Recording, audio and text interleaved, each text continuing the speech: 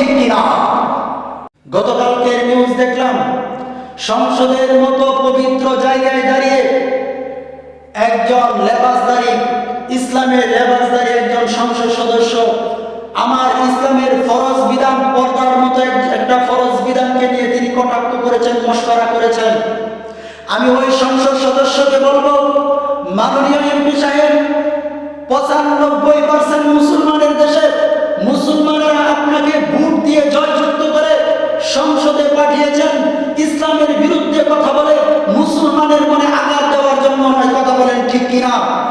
আপনাকে সংসদে পাঠানো হয়েছে ইসলামকে হেফাজত করার জন্য, আপনাকে সংসদে পাঠানো হয়েছে জনগণের ভালো মন্দ বুঝবার জন্য। আমরা যেই দেশে মুসলমানেরা ইসলাম বুকে লালন পালন করি, সেই দেশে আপনি পর্দা নামক একটা ফরজ বিধানকে তুচ্ছ করেছেন।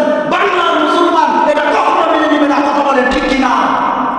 মাননীয় সংসদ সদস্য, আপনি কি পিছনের অতীত ভুলে গিয়েছেন? আপনি কি তাদের কাছ থেকে শিক্ষা গ্রহণ করেন নাই?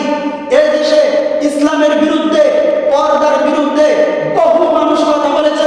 তাসলিমা নাসরিন পর্দার ব্যাপারে কথা বলেছে, পর্দার বিরুদ্ধে সারা জীবন যে পর্দার বিরুদ্ধে কথা বলেছে, বাংলার জমিন থেকে যখন চলে যাবে এই বুরকা পরে পর্দা পরে সে বাংলার জমিন থেকে পালাতে বাধ্য হয়েছে। কথা বলেন ঠিক কিনা? মাননীয় সংসদ সদস্য, আপনি কি ভুলে গিয়েছেন আপনাদের একজন বন্ধু টাকলামরা ইসলামের বিরুদ্ধে কথা বলেছে?